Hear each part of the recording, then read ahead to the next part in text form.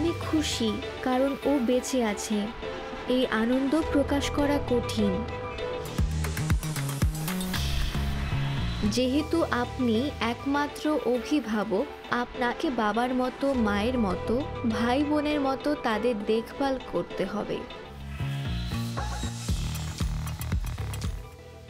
আমি সবসময় চাই যে আমার ছেলে আমার আগে মারা যাক, যাতে আমি তাকে কবর দিতে পারি, কারণ এমন কেউ নেই যে আমার ছেলের যত্ন নেবে।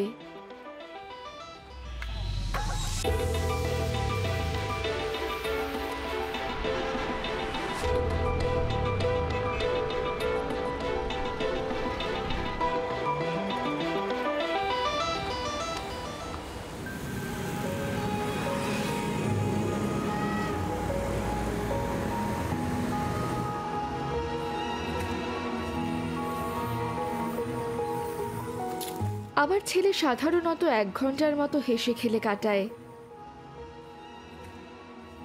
তারপর সে নিজেই নিজেকে আঘাত করে। তার ত্বক থেকে মাঝে মাঝে রক্তক্ষরণ হয়, কারণ সে নিজেই নিজেকে ব্যথা দেয়।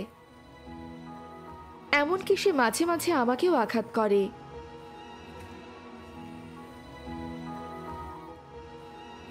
স্থানীয় এই হাসপাতালে 7টি শিশুর মধ্যে আমার বাচ্চাই একমাত্র ছেলে যে কাঁদতে পারে না।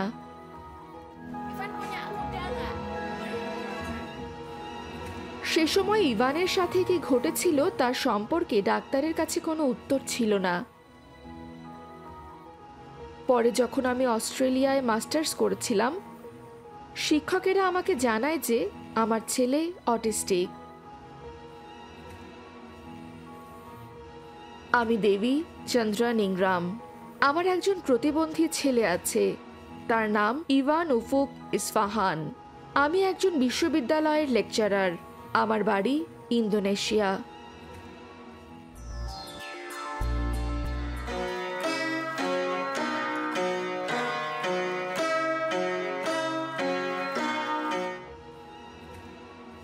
আমাকে বলা হয়েছিল যে আমার সন্তানকে স্বাভাবিক হতে হবে এবং আমার সন্তানকে স্বাভাবিক করে তুলতে আমাদের সবকিছু বিনিয়োগ করতে হবে। আমার জন্য এটা বেশ বড় একটা ধাক্কা ছিল, কারণ আমার কাছে তো ইভান স্বাভাবিক। ইভান যেমনই হোক না কেন, আমি ওকে নিয়ে খুশি।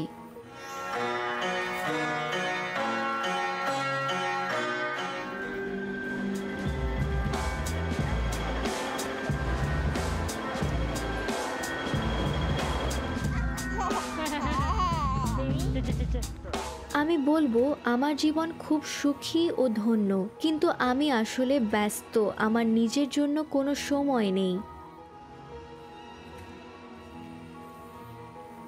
এটা কঠিন, কারণ আমাদের কাজ করতে হয়। আমাদেরকে হংকং কাজের সংস্কৃতি, দীর্ঘ কর্মঘণ্টা, নীতিমালা মেনে চলতে হয়, যা পরিবার বান্ধব নয়।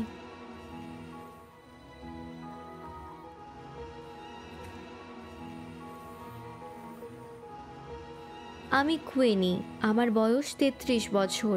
আমার 8 মাস বয়সী একটি মেয়ে আছে। ইন্স্যুরেন্স ইন্ডাস্ট্রিতে আমি একজন কমপ্লায়েন্স অফিসার হিসেবে কাজ করি।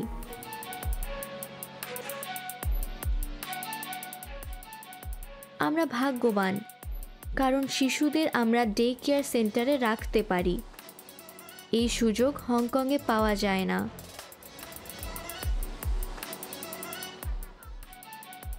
এটি সত্যিই পরিশ্রমের কাজ, কারণ আমি নিজেই আমার সন্তানকে ডে কেয়ার সেন্টারে ড্রাইভ করে নিয়ে যাই।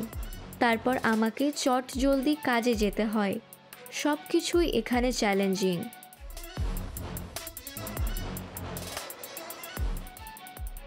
সবাই জানে হংকংয়ের হাউজিং মার্কেট বিশ্বের সবচেয়ে ব্যয়বহুল। এখানে অ্যাপার্টমেন্ট কিনি বা ভাড়া নিই না কেন, আবাসন এবং দৈনন্দিন খরচ বহন করার জন্য আমাদের দুজনকেই কাজ করতে হয়।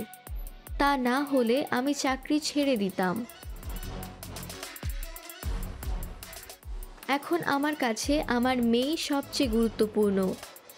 এই কারণে ক্যারিয়ারে আমার ফোকাস কম।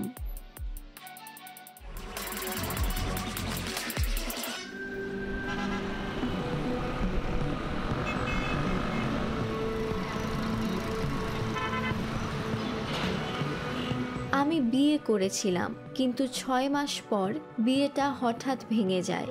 সে কোনো কথা না বলে আমাকে ছেড়ে চলে যায়। বিয়ে ভাঙার কোনো কারণই ছিল না, কোনো অভিযোগ নেই, কোনো যুক্তি নেই। আমি বুঝলাম না কি হলো।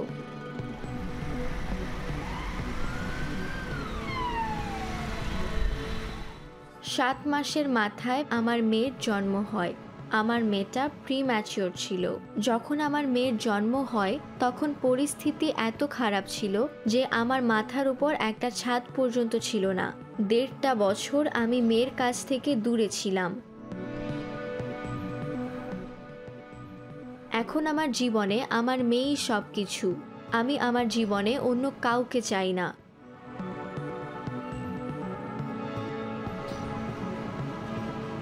আমার নাম ফারহিন ইশতিয়াক। আমি একজন সিঙ্গেল মাদার।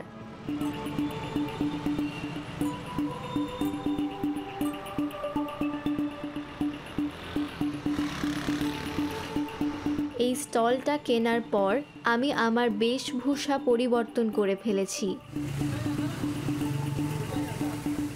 আপনি যখন একটা খাবারের স্টল নিয়ে রাস্তায় দাঁড়াবেন, সকাল থেকে রাত 1টা বা 2টো পর্যন্ত সমুচা ও চিপস বানাবেন, তখন এটা আশা করা কঠিন যে আপনি শুধু নারী গ্রাহকই পাবেন।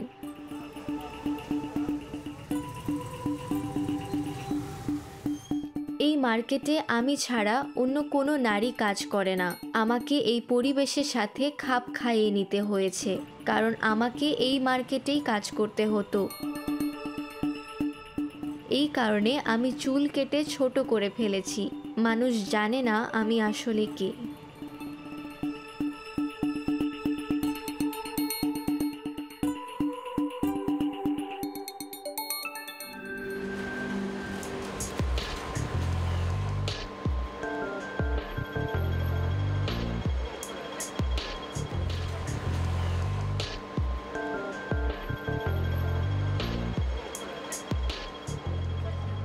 এটা আসলে ভালো হয়নি।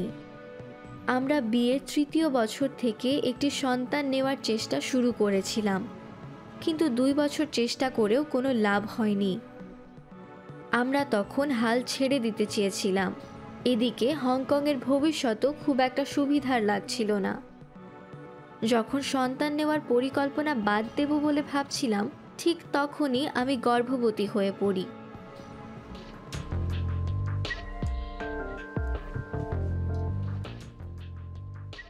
ঘুমের অভাব, বিশ্রামের অভাব, নিজের জন্য একটু সময়ের অভাব, এইগুলোই ওই সময়ে সবচেয়ে বড় চ্যালেঞ্জ ছিল। আমার স্বামী খুবই হেল্পফুল, আর সে শিশুর যত্নও নিতে চায়। সেই সাথে আমি আর আমার স্বামী আগের চেয়ে বেশি ঝগড়া করি, কারণ আমি একজন নার্ভাস মা, আর পুরুষেরা সাধারণত দৈনন্দিন জীবনের খুঁটিনাটি সম্পর্কে কম খবর রাখে।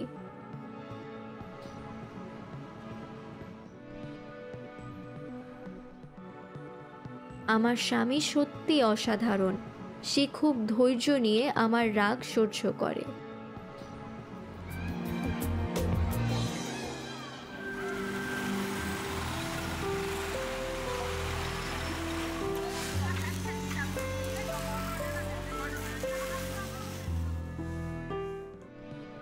ইভানের বয়স যখন 15 বছর, তখন প্রধান শিক্ষক আমাকে বলেছিল যে ইভানকে স্কুল ছেড়ে দিতে হবে। আমি তখন কষ্ট পেয়েছিলাম, খুব কষ্ট পেয়েছিলাম।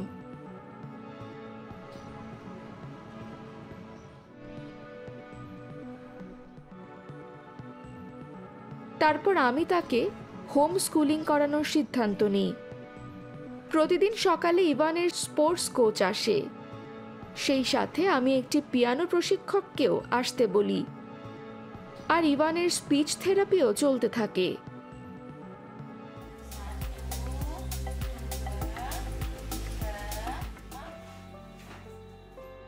8 বছর বয়স থেকে ইভানের স্পিচ থেরাপি শুরু হয়। 12 বছর বয়সে ও প্রথম কথা বলতে পারে, যদিও মাত্র অল্প কয়েকটা শব্দ।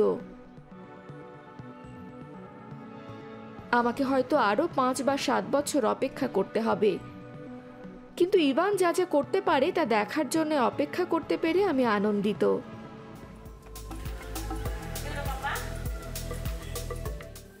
থেমে যাওয়া যাবে না, আসলেই থেমে যাওয়া যাবে না।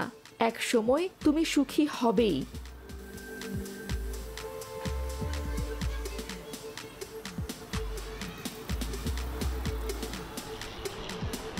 তারা নারীদের টিটকারি মারে, নারীদের নিয়ে আজে বাজে কথা বলে। আমার সাথেও এসব হয়েছে।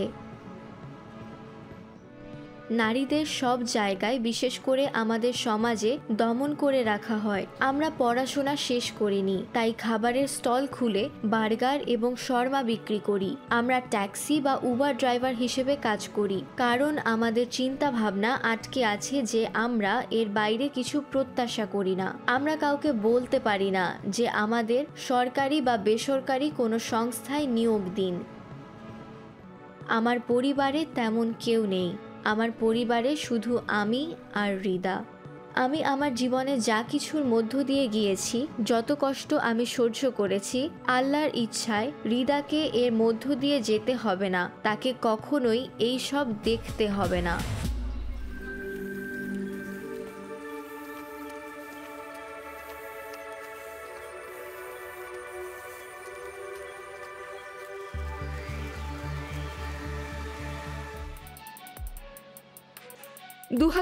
সালে যখন ওর বাবা আমাদের ছেড়ে চলে যায়, তখন আমাদের দুজনের জন্যই সময়টা ছিল খুব কঠিন।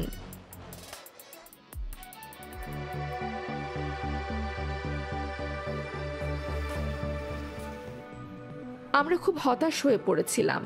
জানতাম না কি করা দরকার। ইভান আগের চেয়ে অনেক বেশি কান্নাকাটি করত। তাই সেই সময়ে আমরা ছবি আঁকার সিদ্ধান্ত নিই।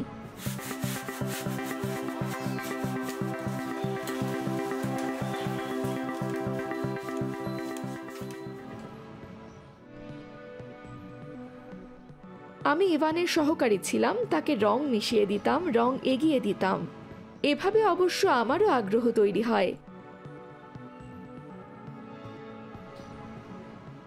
2013 সালে যখন আমার বয়স 37 বছর, আমি নিজেই ছবি আঁকার সিদ্ধান্ত নিই।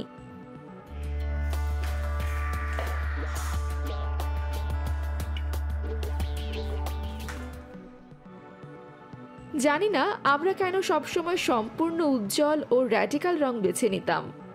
পরে জানলাম এই ধরনের রং ট্রমা কাটাতে সাহায্য করে।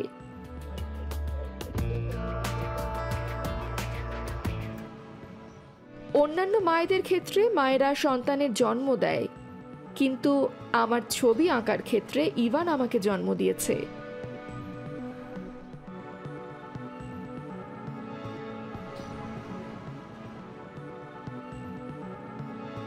আমি আসলে আমার অটিস্টিক ছেলেকে সাহায্য করিনি, বরং আমার ছেলেই আমাকে সাহায্য করেছে, আমাকে সুস্থ করেছে, সান্ত্বনা দিয়েছে।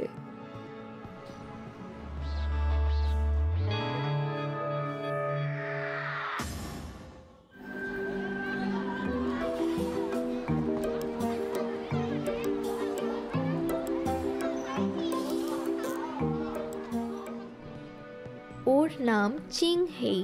চীনা ভাষায় চিং মানে স্বচ্ছতা। তার হৃদয় পানির মতো স্বচ্ছ হোক। হেই মানে সূর্যোদয়। আমরা আশা করি সে তার চারপাশের মানুষের জন্য আশার আলো বয়ে আনবে। এটাই তার কাছে আমাদের প্রত্যাশা। আমার বিশ্বাস তার ভবিষ্যৎ উজ্জ্বল হবে।